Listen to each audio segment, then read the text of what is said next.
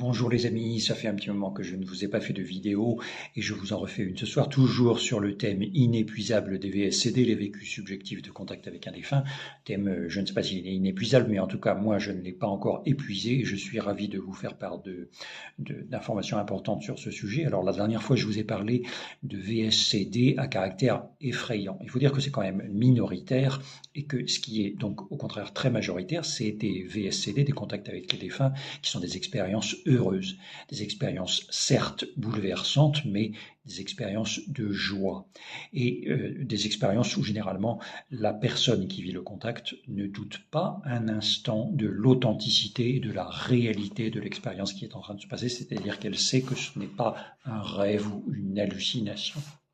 En revanche, après cette expérience, en y repensant, les personnes se disent mais qu'est-ce qui s'est passé? Qu'est-ce qui m'est arrivé? Il y a même des personnes qui doutent de leur santé mentale, qui en viennent à se dire mais c'est pas possible, je dois être déséquilibré quelque part. Donc, par exemple, on a une personne qui nous disait, j'ai été effrayé après le VSCD, mais pas pendant. Donc la personne n'a pas eu peur, elle était au contraire tout à fait stable et joyeuse pendant le contact avec le défunt, mais après, elle a pris peur. Et on a une autre personne qui nous raconte qu'elle était allée voir un psychiatre qui lui a dit votre deuil n'est pas fait, prenez des somnifères. C'est un peu comme vous avez le Covid, prenez le paracétamol.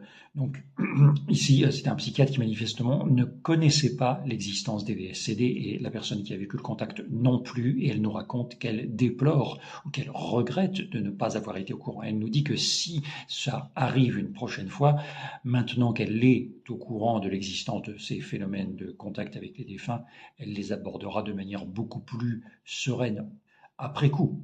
Parce qu'en fait, pendant l'expérience, elle peut être tout à fait tranquille et s'étonner après coup d'avoir été justement tranquille et se dire oh là là, j'ai été tranquille, mais c'est un phénomène pas normal du tout, donc en fait je dois être déséquilibré mentalement. Vous voyez toute l'importance de ce travail de diffuser l'information sur ce phénomène des vécus subjectifs de contact avec un défunt et de manière générale sur tous les phénomènes périmortels qui relèvent de la survie de la conscience après la mort. Voilà, je voulais absolument insister sur ce point-là ce soir.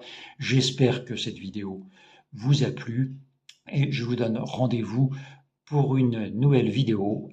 À très bientôt.